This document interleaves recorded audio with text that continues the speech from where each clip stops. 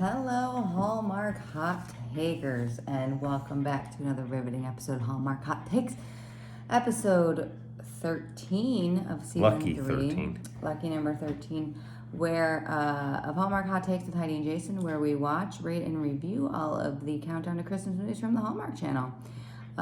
So why don't you explain our complicated rating system? It's a complex rating system based on candy canes, where we award the movie 0.5 to 5 candy canes each, add them together out of possible 10 candy canes. Based on how much we liked or disliked this movie. So tonight's offering, damn I'm tired, is Finding the Christmas Prince, starring Tamera, Mowry, Housley, and Ronnie, Rowe. I thought it was Inventing the Christmas Prince. Inventing? Oh yeah. Maybe it is Inventing. I think you're right. Not Finding Nemo. It's not Finding the Prince. Finding Nemo the Prince. Inventing the Christmas Prince. Thank you for the on-screen correction. Also, happy birthday. Thanks, because it is 12:41. It is 12:41. And it is now my birthday. There you go. This is what passes for a good birthday at Hallmark Hot Takes. All right, so I'm going to jump into this rapid recap here. Let's meet Shelby, who is a rocket engineer at a company, and she has a boss named Evan, who is apparently, he's not a very good boss. He just sits in his office all day, and he makes his employees work really long hours, and he doesn't really know anything about their personal life. So he comes out of the office one day and tells the crew that they are going to have to work Christmas and Christmas Eve because they're rolling out this new project, and Shelby just goes ballistic because she's a single mom and she quits on the spot. Right, Bam. But she rethinks her position when she figures out what the heck she's going to do. And Shelby has a daughter named Grace, who she has weaved a tale about the Christmas Prince, who lives at the North Pole and is somehow intertwined with Santa. And every year the Christmas Prince picks a queen or a king to bestow 12 wishes on. And her daughter really thinks that this is a real thing. So Shelby decides that she's going to blackmail her boss, because her boss is under review. He's been losing a lot of employees, so his boss was like, hey, if you lose another employee, we're going to fire your ass. Right. So he doesn't want to lose Shelby, so he lets himself be blackmailed by Shelby. She won't quit if he pretends to be the Christmas Prince for her daughter and grant these various wishes. Evan is very socially awkward. He's not great with kids, so there's a little bit of some craziness there, but he agrees to this, and he gets to know the daughter, and he grants some of these wishes. I don't know, one was like, have dinner, watch a movie with Santa and his elves, and it culminates at the end of the movie where they're supposed to go to this. She wants the Christmas Prince to go to this Christmas ball that her school has. Throughout the movie, we find a little bit more about Evan. Again, he's just a socially awkward dude. He doesn't really know how to interact with people, and Shelby and Grace bring him out of his shell. Shelby's a single mom. Her husband passed away, and she is trying to protect herself and Grace from getting hurt again because her husband died. Obviously, it was very tragic. And it comes to light that Evan is called into a board meeting on the day of this big dance that is a very big deal for Grace, and he is going to not be able to make it, which of course upsets Shelby very much. But Grace still believes that the Christmas Prince will be there, and she's very upset that her mom still doesn't believe. Right. And so Shelby decides that she's going to call Evan and tell him how she feels, and Evan leaves his board meeting right in the middle so that he can be there for Grace, and he shows up in a carriage as the Christmas Prince, and they go on a carriage ride, and Grace is so excited because she gets to be the Christmas Queen, and Shelby and Evan kiss in the carriage, and roll credits, the end. That is Inventing the Christmas Prince. All right, you ready to review this thing? Yep. All right, let's go on to if you haven't noticed, Shane and I are very tired. It's almost 1 a.m. We hosted a party prior to this. We did host a party. We had some drinks. They're wearing off now. We're just in that tired mode. Sleepy time. You guys are just so lucky that we are here doing that. Likes. I'm starting with likes first. Okay, sure. Go Grace has her friend at work, Lorenzo, I think his name was. I liked him. Yeah, he was a good character. Good He was supporting just kind character. of funny. Shows up at the end as one of the prince's Yeah, he's helpers. like the carriage driver or something. So that was cool. That back. So one of the wishes was Grace wanted the Christmas prince and her mom to go on a real date. So they go on a date, and it's really awkward because it's early on in the movie. It's really early on, and they're like and so Evan's trying to figure out things to talk about. So he just looks at Shelby's plate and he's like, I see you have carrots. And so they talk for a couple minutes about carrots, and I thought that was pretty funny. It's pretty good. I really liked Grace, the little girl. She was cute as a button. She played the whimsical, believe in anything, innocent kid. Yeah, she did. I thought she did great. Yeah. Like the kid. That's what I had. I like the kid. Like the kid. I found it funny that everybody at work called him Dr. Spock. Yep. No feelings. Because he just was a total friggin' robot. And I think that's really it for right now. How about you? I love the fact that there was blackmail in this movie. There was blackmail. She did blackmail him. And they called it blackmail. Yeah. There was no sugarcoating. She's like, hey, I know you can't afford someone else to leave. I need you to be the Christmas prince. He's like, kind of got me here. What is a Christmas prince? Let's do this. So I thought that was good. At some point, Evan tells a story about Godzilla at the North Pole. I thought that was fun. Yeah. He's like telling stories, and he didn't know what he was trails doing, off. So he just kind of went with it. It's like, my favorite is when Superman. So, no. All the Jews out of Egypt. So that was great. I thought the end was... On the holiday armadillo. I thought the end was fantastic. He was all dressed up as the prince. Yes, he really did. He went all out on it. So he's like... he looked like Prince Charming. He had the epaulets on his thing. And, right. Yeah. So it's like, he may not come to... He's in a carriage, all planned out. So I thought that was fantastic.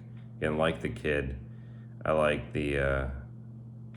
I love that mom and the prince date. I thought that was fantastic. And then the roof at the place has like blankets and has like telescopes and stuff. I know it's all... They work at like a lab for rocket engineers. Yeah, so I thought that was They look in space a lot. Like, a lot of space looking. And the ornaments and trees were sponsored by... Balsam Hill. Balsam Hill. Which again, love product placement.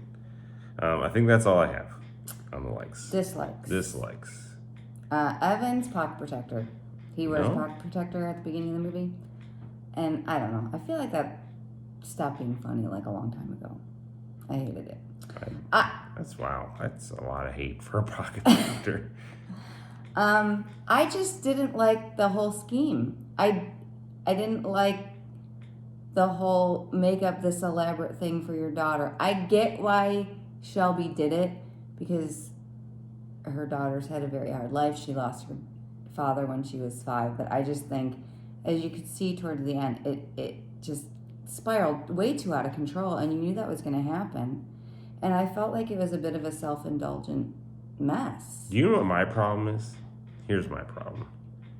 It says, what happens next? Right.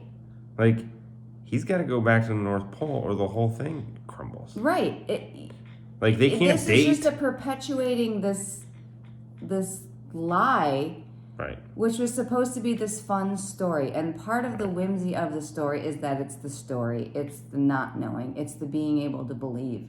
Right. It's not it comes to life and slaps you in the face. And then, I don't know. I did not. And then mom's like, mom's like, no, that's not the Christmas prince. He's my boss. So now, is he a boss? Right. Like, why was he there?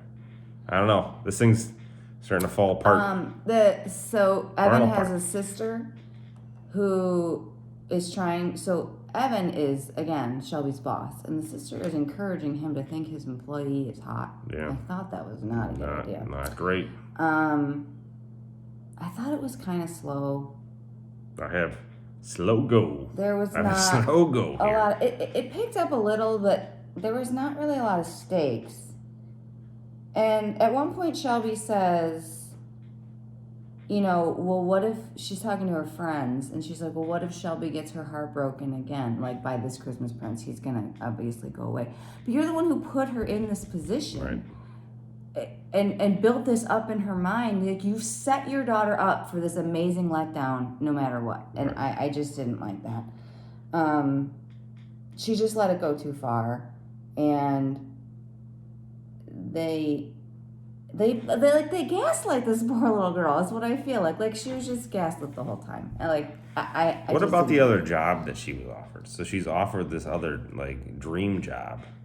It's like in California, which is far away. I don't know where this takes place. They did a really good job of where it was, but it's far away from here. And she's moved away from family already for this job, so she's barely hanging on to this like with this support group and picking her kid up. There's no way she's moving again. Like, she can't pick up her kid on time. It was totally unnecessary for them to even introduce this new job. It right. didn't add anything, because she didn't even tell him about it. At all. Where right. he would be like, oh, you're going to leave. Like, so it didn't even make any sense that they brought that up. Yeah. So stupid. Like, there's no way you're going to leave. Like, you can't leave. Right. And then, so he's meeting with these people in this board meeting. And he thinks he's going to get fired because, again, his boss had told him, hey, you're on thin ice. But they actually say, hey, we like how you've turned it around in the last few weeks. We've gotten some really good feedback from your employees. So we're going to offer you this promotion. And these board members have come in from all over the country. Maybe all over the world. This position. And he's like, no, I got to go. He just leaves. Yeah, that wasn't going to work. Like, I know he had to get to the dance and everything, but I just didn't. The one part I like, though, is when he was in the boardroom. Like, he started off with, like, hey, if you're going to fire me, like, you saw where he was going. It was like, if you're going to fire me, just get it over with so I can go to this dance. Right. Like, I did like that part. But, yeah, like, there's no way they're letting him out. Like, his boss is probably like, really? Like, I just probably vouched for you. I just stuck my neck out for you. Right. In this new role, and you're leaving. But it was also kind of weird. Like, all those board members would be there for his one little project. Like, why don't you just offer him a damn promotion over the phone? It was a little hokey. That little shit Sherman. This little kid. So Grace has a couple of friends, and Sherman is one of these friends who keeps, being a jerk about there's no such thing as a Christmas prince. Well, this dance, you're supposed to invite your whole family. And he's like, you only have one person in your family, because it's just her mom. She doesn't have any other family in the area. And he's just a little shit. And I didn't like him either. Wow. Yeah. So, sorry. Yeah. Any other things you didn't like? No, my biggest thing was, like, how does he exist afterwards? Yeah. Like, that was a huge plot hole in my mind. Like, no, I think that's it. Then her quitting her job. I said the whole scheme is stupid and it's a self-indulgent mess. Those are my notes. Yeah. So, if you were to candy cane this thing, say there was a candy cane rating system in which you had to rate. Well, I really like Grace. Loved Grace. She saved this movie from a worse rating. Yeah. Yeah. And it had some fun characters. I thought the acting was great. Yeah, the acting was fine. It was just the story was slow. Again, yeah. And I don't know that their romance was okay. I mean, again, there wasn't, other than Sherman, I wasn't like, oh my God, I can't stand this person. So, again, it was okay. The story was the problem. It wasn't the characters. They were all great. So, I'll give it a 2. 2 yeah. candy canes. Yeah. High with the 2 candy canes. What are you coming in with? It's late. You're cranky. You're tired. Just